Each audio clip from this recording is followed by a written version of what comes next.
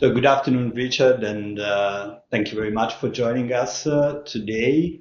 I would be very interested to hear your thoughts on the recent EU Court of Justice judgment in the Nissan Iberia case, which was issued on 4 September of this year. This decision deals with the principles of equivalence and effectiveness and the limitation periods in damage claims in competition law cases. And in my view, it is especially important because it applies those principles quite broadly. In particular, the court held that in follow-on damage claims based on decisions by national competition authorities, the limitation period does not start before the decision is published. Instead, it begins only after the judicial review proceedings are completed and the final judgment is issued. The court reasoning for this is based on Article 16 of Regulation 1/2003, according to which, unlike Commission decisions, which are binding on national courts from the moment they are published, national competition authority decisions are not binding if their validity is being challenged in court. Now, do you believe this distinction between commission and national decision is justified, or the court has gone too far in applying the principles of equivalence and effectiveness in this case?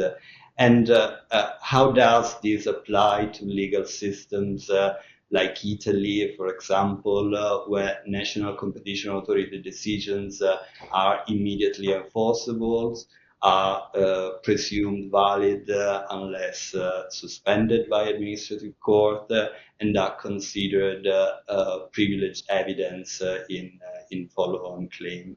Do you think that this approach needs to be reassessed for other national legal systems, given that the Nissan judgment refers specifically to Spain? So should we expect more preliminary references on this issue? Yes, well, thank you for the question. This is a relatively short judgment, but by no means a simple one. It's really quite technical and quite complicated. I think a few introductory comments to make, perhaps. First, it is very interesting since the Damages Directive to see just how many references have been made to the Court of Justice in Luxembourg on the limitation rules. Because, of course, the Damages Directive basically provides for a fairly generous limitation period from the claimant's point of view, and very often the generosity of the directive is at variance with pre-existing national law. So there have been lots of references, and it has to be said as a general proposition that the Court of Justice invariably seems to come down on the side of the claimant. And there's a policy behind of that, of course, which is that the Court of Justice now does see the damages claim as being part of the architecture of enforcing competition law. So that whereas once upon a time you had a decision from the Commission and then damages was a kind of an afterthought in the follow-on action, nowadays the Court of Justice repeatedly says that the damages claim is part of the way of enforcing competition law and provides some of the deterrent effect to firms to make sure that they comply with competition law. So I think these cases actually need to be seen against that policy background. First point. Second point, this is a reference from Spain in a damages claim This is a decision of the Spanish authority finding that the exchange of commercially sensitive information was an infringement of competition law, and it's a decision of the Spanish authority in 2015. And it is relevant, as your question suggested, that this is a national decision implying national law where the national limitation periods are applicable. Now, to put it very simply, in 2015, the authority adopts an infringement decision.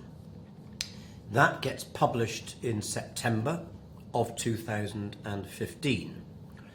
And the limitation period at the relevant time in Spanish law was 1 year from when it became publicly known that there had been a finding of infringement. That was September 2015. There's then an appeal to the Supreme Court, and that gets decided in 2021, 6 years later. By then, the damages directive is in effect, and it provides for a limitation period of 5 years from when it became known that there was an infringement. And so, to put it simplistically in this case, the question is, it goes back to 2015, the limitation period was 1 year, 1 year elapsed, so that's the end of it. Or on the other hand, should we apply a different rule? The Supreme Court judgment was 2021, the claim was started in 2023. By then, the directive requires that the limitation period should be 5 years. So if we take that rule, obviously the claim is going to be okay. Now, what the Court of Justice does, of course it refers to the directive, but it also refers to the very important point of effet utile, or full effectiveness. And this is the rule of EU law that says nothing must be done to undermine the effectiveness of competition law or that could impede its practical application. And then the Court of Justice says, as I said in my introduction, that the award of damages in competition cases is a vital part of the enforcement architecture of competition law. I've actually got paragraph 53 of the judgment here. The right for any person to seek compensation for such harm strengthens the working of the EU competition rules, since it discourages conduct which is liable to restrict or distort competition, thereby contributing to the maintenance of effective competition in the European law. So that's what undermines this idea of effet utile, full effectiveness. And then we get into the specificity of Spanish law in this situation. Because, okay, the limitation rule says 1 year from the decision, but then we start to look at specifically the nature of a Spanish competition authority decision on a Spanish court. And it transpires that in Spanish law, the authority's decision is not binding on a national court. That's the point about Article 16 of Regulation 1, which has a different rule for a commission decision. So the Spanish decision is not binding. It doesn't become binding under Spanish law until there is a final decision. Well, when was the final decision? 2021. And so the limitation rule, whatever it is, doesn't begin to run until 2021. And of course, actually by then it's 5 years. And so if you go down this route of the effet utile doctrine, irrespective of the directive, you decide that in this peculiar situation, this specific situation of Spanish law, the limitation period had not begun to run. At the end of your question, you asked, is this a something of general utility, or is it something about Spanish law, and so that it doesn't apply to other systems of law? And might we expect more references? Well, it is an interpretation of Spanish law and the effet utile doctrine. As such, it doesn't apply to Hungarian law or Czech law or any other law, because every case would have to be decided on the basis of that internal law. And the Court of Justice in Article 267 judgment isn't laying down pan-European rules, it's answering the specific question that is sent to it. So on your very last question, can we expect more references? I think the answer to that is yes. And as I said right at the beginning, we've had loads of references already. Thank you very much. I have another question actually about how the court applied the principle of effectiveness in this judgment. This time regarding the temporal application of Article 10 of the Damages Directive, which sets rules for limitation periods. Article 10 is a substantive provision. Therefore, under Article 22 of the directive, it should not apply retroactively. However, in the Nissan judgment, the court says that for conduct that took place across both the pre-directive and the post-directive periods, it is necessary to check whether the limitation period under national law had already expired by 27 of December 2016, which is the deadline for transposition of the directive. If it hadn't expired by that date, then the defendant cannot argue that the claim is time barred under the old regime, even if the infringement took place partly or even entirely before the directive came into force. So do you think this, again, broad interpretation of the principle of effectiveness risks undermining the fundamental rule that substantive provisions should not apply retroactively? And is this approach appropriate in countries where the pre-directive limitation rules didn't make it excessively difficult to bring damage claims? Well, on the very last point first, I think I've dealt with that earlier, which is to say that all of these legal systems have their own, I won't say peculiarities, who's to say that they're peculiar, but their own specificities. And I'm sure that there will be variants on this theme in the future that have to be looked at. And you know, each judgment in a 267 case really does have to be decided on its particular facts. That's the first point to make.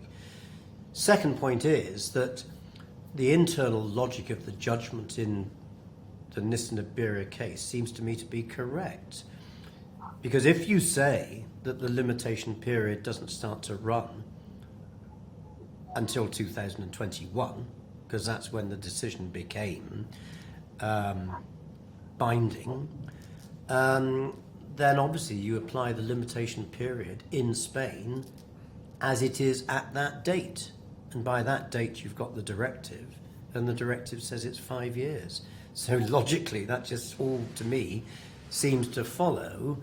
Now, of course, I know that there's a principle of non-retroactivity, and that is enshrined in the case law. And Article 10 is substantive, so it's not retroactive. But it seems to me on the facts of this case, on the specific Spanish facts of this case, that principle is not applicable here. A different point I would make is that, of course, we all know that there is a principle of member state autonomy over procedure. We know that. And so that there are circumstances in which you might have a procedural rule that is different from a European Union rule, and you just have to say, well, that's how it is. But equally, we also know, do we not, that there have been quite a number of judgments, especially in the damages realm, where a national rule, sometimes procedural, sometimes even substantive, has been overridden by the policy consideration of ensuring the effet utile of competition law. So I think in this realm, that's just a fact of life that we have to live with.